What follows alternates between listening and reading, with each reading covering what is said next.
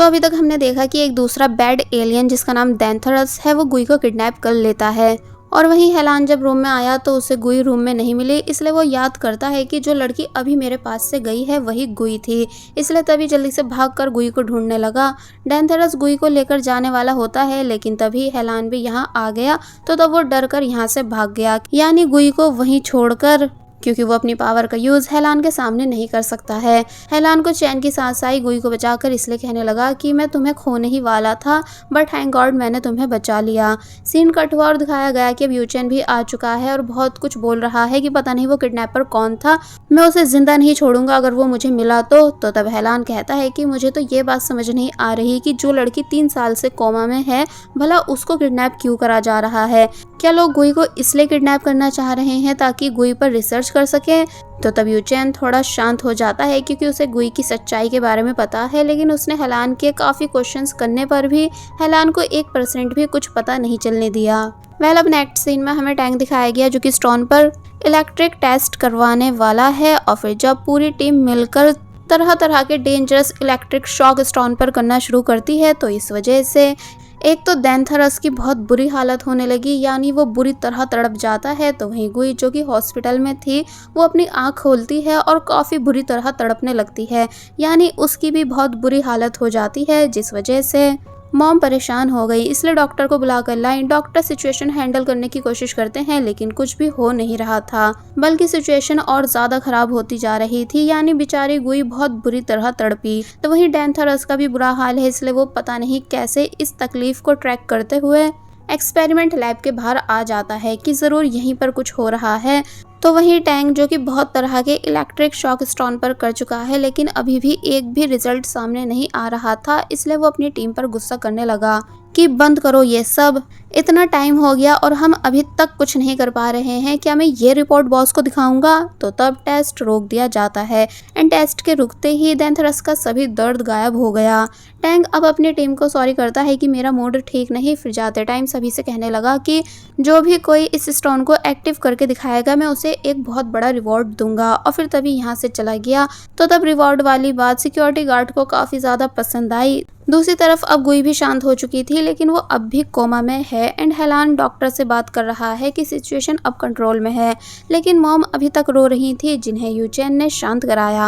अब next scene में हम देखते हैं कि एमी जो कि रिसर्च लैब में काम कर रही है लेकिन उसको स्टोन वाले सेक्शन ए में जाने की परमिशन नहीं है, इसलिए उससे एक लड़की बोली कि अगर हम ज्यादा हार्डवर्क करेंगे तो उस सेक्शन में जा पाएंगे। तो तब एमी का बहुत मन करने लगा कि मैं भी सेक्शन ए के अंदर जा सकूं और देख पाऊं कि आखिर वहां क्या है। सीन कट हुआ और अब हम टैंक को देखते हैं जो कि परेशान आ चुका है कि आखिर मैं इस स्टोन का क्या करूं, लेकिन अब क्योंकि बहुत रात हो चुकी थी इसलिए वो जाने लगा, लेकिन जब डोर का पासवर्ड डाल रहा था तो तब पासवर्ड छुपकर सिक्योरिटी गार्ड देख लेता है, इसलिए सभी के जाने के बाद बोला कि अगर मैं इस स्टोन की मिस्ट्री सॉल्व कर दूं तो मेरी जिंदगी बदल जाएगी, यानी मैं वापस अपने विलेज जा पाऊंगा एंड शादी कर पाऊंगा। इसलिए पता नहीं तरह तरह की चीजें रीड करने लगता है कि किस तरह जादू से इस स्टोन को एक्टिवेट कर सके।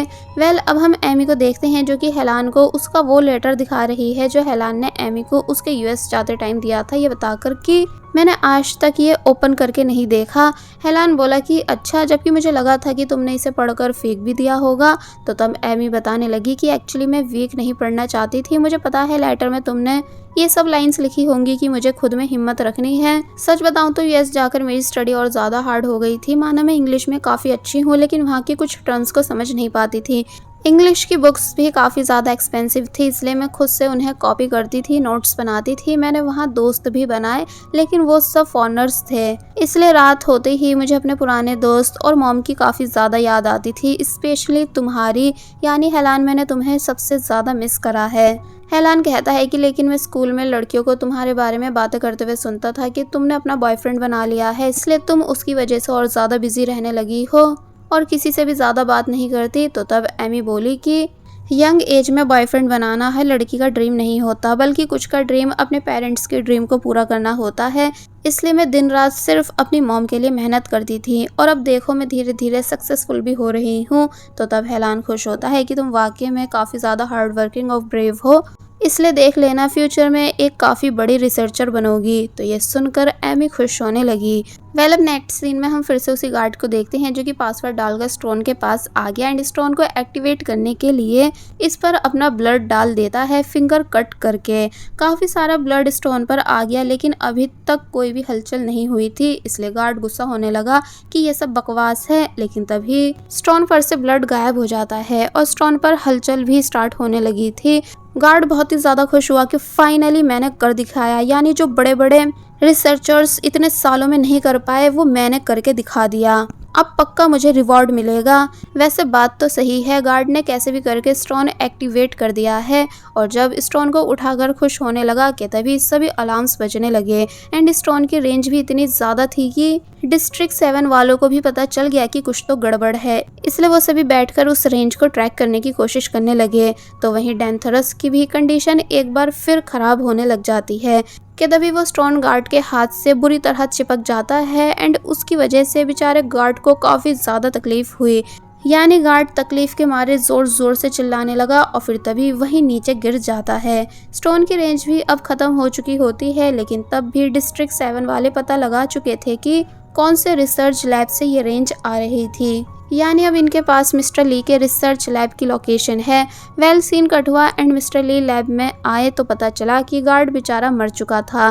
टैंक बताने लगा कि गार्ड की बॉडी का सारा ब्लड गायब हो चुका है, सिर्फ स्किन, बोन्स एंड ऑर्गन्स बचे हैं। साथ ही सीसीटीवी कैमरा से पता चला है कि गार्ड ने अपना ब्लड स्टोन पर डाला था, फिर वो पूरे 5 मिनट्स तक तकलीफ में रहा एंड तड़प कर मर गया। तो तब हेलान के फादर हैरानी से कहने लगते हैं कि इसका मतलब अगर स्टोन को ब्लड मिले तो ये एक इंसान की जान के बदले 5 मिनट एक्टिवेट रहता है। तो तब टैंक शांत हो गया क्योंकि उसे पता है कि अब मिस्टर ली गलत काम शुरू कर सकते हैं, इसलिए वो बातों बातों में उन्हें रोकने की कोशिश करता है लेकिन वो टैंक को शांत करा देते हैं। फिर उन्होंने एक क्लॉथ की हेल्प से स्टोन को उठा लिया एंड टैंक को वापस दे दिया, ये बोलकर कि फिर से इस पर रिसर्च करनी स्टार्ट कर दो। इस गार्ड की वजह से आज हमें एक बहुत ही बड़ी बात पता चली है जो कि आगे काफ़ी काम आने वाली है। टैंक थोड़ा घबरा भी रहा था क्योंकि ऑब्वियसली अभी इस स्टोन की वजह से जान भी जाने लगी है, आगे पता नहीं और क्या क्या होगा। साथ ही मिस्टर ली वहाँ मौजूद सभी लोगों को वार्न भी करते हैं कि कोई भी इस बात को बाहर लीक नहीं करेगा कि ये गार्ड कैसे मरा। अगर किसी ने भी किसी को भी कुछ बताया तो अच्छा नहीं होगा। तो ये सुनकर वो सभी शांत खड़े रहे। सीन कट होता है और अब हम डेंथरस को देखते हैं जो कि मिस्टर ली के रिसर्च लैब के ठीक सामने एक कैफ़े खरीद लेता है, ये कहते हुए कि अब मैं स्टोन के ज़्यादा क्लोज रहूँगा एंड नज़र रख पाऊँगा। फिर वो अंदर आ गया और अंदर से कैफ़े को देखने लगा और फिर कहता है कि अब इसे चलाने के लिए मुझे कुछ लोगों को हायर करना होगा। वेल अब नेक्स्ट सीन में हम गुई को देखते हैं जो कि अभी भी कोमा में थी लेकिन अचानक स्टोन के एक्टिव हो जाने की वजह से उसके हाथ में कोई चीज़ एक्टिव हुई जिस वजह से उसकी आँख खुल गई, मतलब कि गुई फाइनली कोमा से उठ चुकी है एंड उसको 3 साल की सभी मेमोरीज भी दिखने लगती हैं कि कैसे कैसे सभी ने उसका ध्यान रखा था, उसकी फिक्र करी थी एंड सभी लोग उसके साथ थे। साथ ही लास्ट टाइम में वो कैसे मिस्टर चाओ के अटैक की वजह से बेहोश हुई थी, उसको सब कुछ याद आ जाता है। गुई ने अपना हाथ देखा तो पता चला कि उसकी मेंटल पावर खुद ब खुद रिफिल हो रही है। वो अपना फुल सिस्टम स्कैन करती है तो पता चला कि वो भी एकदम ठीक था, यानी कोई परेशानी नहीं। इसलिए कहने लग जाती है कि चाहे कोई भी रीज़न क्यों नहीं हो मेरे ठीक हो जाने का, लेकिन अब फाइनली मैं वापस आ चुकी हूँ। सीन कट हुआ और दिखाया गया कि हेलान भागता हुआ आ रहा है क्योंकि वो खुश है ये बात जानकर कि फाइनली गुई कोमा से बाहर आ चुकी है। फिर जब जैसे उसने गुई को देखा तो तब हेलान ने डायरेक्ट गुई के पास आकर उसे टाइटली हग कर लिया एंड काफ़ी ज़्यादा इमोशनल होने लगा। गुई भी खुश नज़र आ रही थी। फिर हेलान कहता है कि कहीं मैं ये कोई ड्रीम तो नहीं देख रहा हूँ। तो तब गुई हेलान को मारती है और कहती है कि ड्रीम में दर्द नहीं होता, इसलिए ये रियलिटी है। हेलान और ज़्यादा खुश होने लगा। फिर गुई को बताता है कि मैंने तुम्हारे उठने के लिए बहुत प्रे करी थी, मैं दिन रात बस ये सोचता था कि तुम कब जागोगी, इसलिए ये मेरे लिए बहुत ही बड़ी बात है कि अब तुम फाइनली उठ चुकी हो।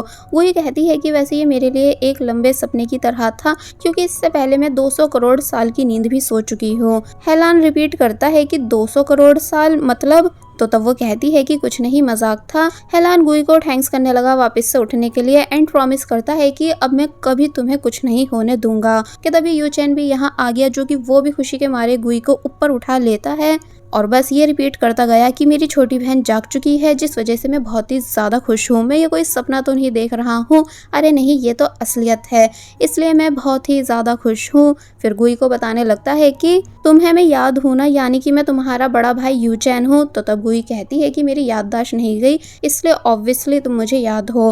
तो तब यूचैन और ज़्यादा खुश हो गया और फिर इन दोनों को टाइटली हग कर लेता है। अब हम गुई को मॉम डैड के साथ देखते हैं, जहां वो दोनों भी काफ़ी ज़्यादा खुश नज़र आ रहे थे कि फाइनली उनकी बेटी उठ चुकी है। मॉम बताती हैं कि डॉक्टर ने कहा है कि तुम्हें 1 वीक लगेगा सही से रिकवर होने में, उसके बाद ही तुम स्कूल जा पाओगी। तो तब गुई चिढ़ने लगी कि फिर से स्कूल, मुझे तो नहीं जाना, यानी मैं स्कूल से स्टडी करना नहीं चाहती। काश मैं 30 की एज में उठती तो स्टडी का कोई चक्कर ही नहीं रहता। तो तब मॉम कहती है कि अगर तुम 40 की एज में भी उठती तब भी तुम्हें स्कूल जाना पड़ता। तो तब गुई चिढ़कर यहाँ से चली जाती है।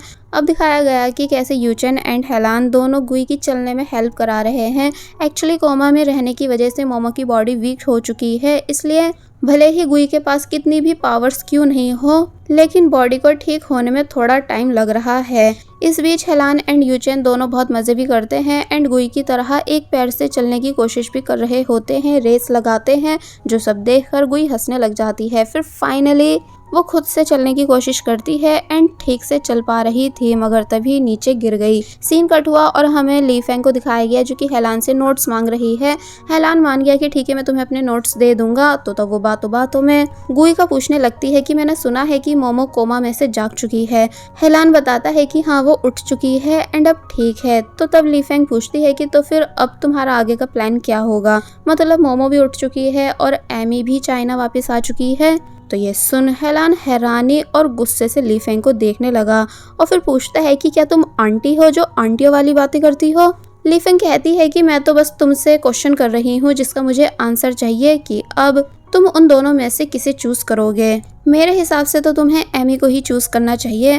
तो तब हेलान कहता है कि ये कोई क्वेश्चन बनता ही नहीं, मतलब क्लियर है कि एमी सिर्फ मेरी दोस्त है और मोमो वो लड़की है जिसे मैं प्यार करता हूँ, इसलिए दोबारा बकवास मत करना। और फिर तभी गुस्से में यहाँ से चला गया। नेक्स्ट सीन में हमें यूचेन गुई के साथ दिखाया जाता है, जहाँ वो गुई को बता रहा है कि इन 3 सालों में हेलान ने भी बराबरी का तुम्हारा ध्यान रखा है। वो रोज तुमसे मिलने आता था, तुम्हारी फिक्र करता था, पर मैंने उसे बिल्कुल भी तुम्हारी पावर्स के बारे में पता नहीं चलने दिया। तो तब गुई पूछती है कि तुम बार बार हेलान को ही क्यों मेंशन कर रहे हो, यानी तुमने और मॉम डैड ने भी तो मेरा ध्यान रखा है। तो तब यूचेन कहता है कि हम तो फैमिली हैं, इसलिए ऑब्वियसली तुम्हारा ध्यान रखेंगे, पर हेलान तो बाहर का है ना, फिर भी उसने तुम्हारे लिए बहुत कुछ करा है। गुई बातों बातों में मिस्टर चाओ का बताती है कि उस दिन स्कूल में वो मेरे ऊपर अटैक करने आए थे, लेकिन अब मैंने उन्हें ऐसा सबक सिखा दिया है कि वो फिर दोबारा मेरे सामने नहीं आएंगे।